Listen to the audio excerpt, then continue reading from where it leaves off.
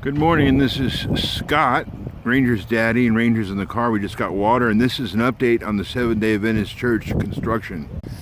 Every time I get water, I try to come here and take a picture for you guys to see the update if you're interested. So if you want to see an update on a weekly or bi-weekly basis, or a bi-monthly basis, or whenever I get up here to do it, check this out. You can hear them hammering with their air-driven compressorized nail guns in the background. Poppity, poppity, pop.